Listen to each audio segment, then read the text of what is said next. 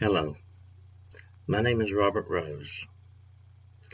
I make this video not to diminish the lives that was lost in Virginia Beach, nor the lives that were lost in Las Vegas or any other location.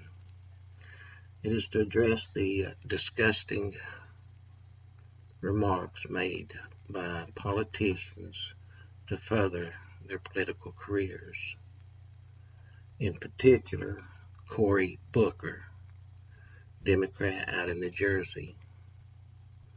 Yes, Mr. Booker, you have done nothing to prevent the murders within the United States. It has nothing to do with the NRA or these shootings. It has to do with the deaths of veterans and American citizens. You and those like you, with your policies and by turning your backs on veterans and our pleas to be heard, you and the rest of Capitol Hill, you are promoting deaths. The public believes that it's only 22 suicides a day. It is my belief it is actually quite more than that, because of policies of those such as yourself, such as Bernie Sanders, and even Joe Biden. Why?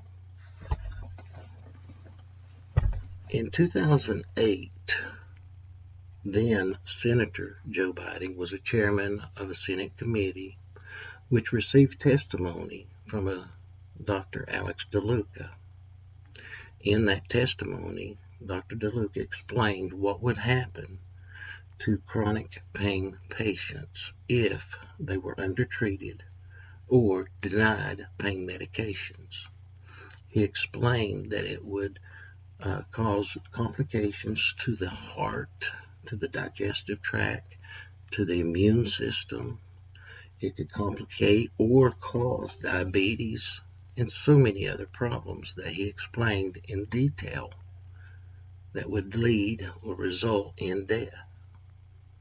He predicted to this Senate committee that it would increase the suicide rate within this population 2 times that of the national average.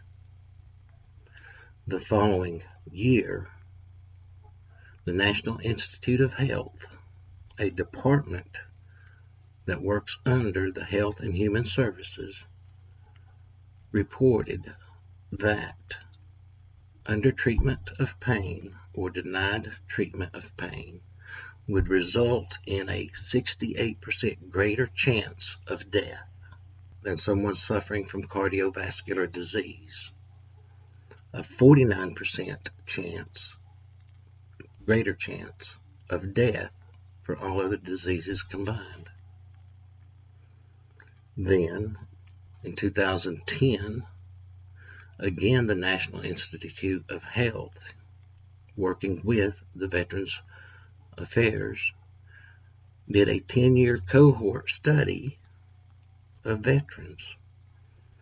That report showed that by denying or limiting access to pain medications did result in a greater likelihood of suicide while not impacting the addiction rates.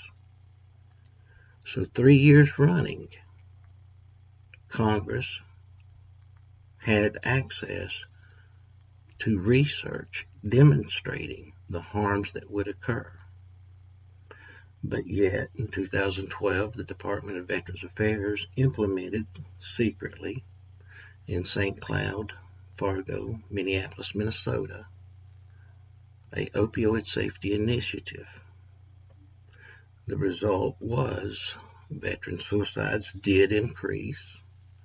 Also, alcoholism, deaths, and veterans going to the street for pain relief for injuries and diseases caused by their service to this country. March of 2016, the Centers for Disease Control, the CDC, another Department of Health and Human Services, released their guidelines on the American people. Does that mean that the departments under the leadership of the Health and Human Services did not share information? Why is it that the Administrative Act was not put into effect to find out who was behind those guidelines? Why has the judicial branch ignored obvious illegal activities by this department under Health and Human Services? Why has not Congress done something about it? So yes, Mr. Booker, you have done nothing since those guidelines have been released. American civilian suicides have increased dramatically, with over 50% of those deaths the person had no previous mental health issue. In February of 2017, the VA finally opened or released nationwide the VA Opioid Safety Initiative version 3.0. Although it had been implemented in numerous cities and states across the country. Here in Tennessee, it was implemented in October of 2016, months in advance of the nationwide release. In 3 months that it was implemented here in Johnson City at the Mountain Home VA Medical Center, there were over 300 complaints filed against the VA.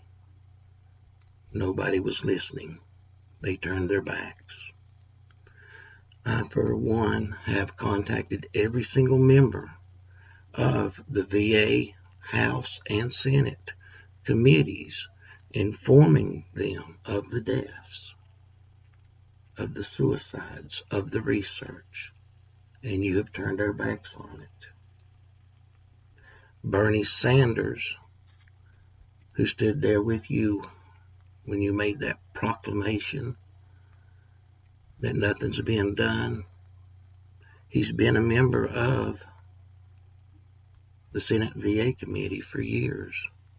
He was there when Joe Biden received the testimony from Dr. Alex DeLuca. Phil Roe, the House committee, was the chairman. He's been there since 2009, receiving the same information. In April of this year, the CDC admitted that their guidelines had been misinterpreted and that numerous health complications across America has occurred. Following month, May 10th of this year, 2019, the Health and Human Services Task Force, led by Dr. Vanilla Singh, apologized for the misinterpretations, stating that the unintended consequences, the deaths and the suicides, was never meant to happen, but yet they have. How hard is it to see that the guidelines released in March of 2016, the VA guidelines released in February of 2017, are the result, or are resulting in 22 suicides a day? This is mass murder. This is genocide, because the Senate, the Congress, they have known what would happen since 2008. So no, Mr. Booker, Congress is not doing anything to prevent the murders of veterans, of American citizens. Think about that the next time you open your mouth and disgrace those people that were lost the other night. Think about that the next time you look a veteran in the face. Think about the quality of care we are being denied while you advance your political career on the pain and the suffering of others. And I'd be remiss to say that it's just the Democratic Party, because it's not. It's both aisles. Look at Bill Cassidy. Senator Bill Cassidy. Look at his finances. Look at the millions he's received from health care and pharmaceutical companies. Look at Johnny Isakson. He was there when Joe Biden received that testimony in 2008, and yet he continues to allow it to happen to veterans. It's a bipartisan policy that's killing veterans. Please take a moment and hear our screams of mercy. We defended this country while you are destroying it by your inaction, by your words, by turning your backs on us. America,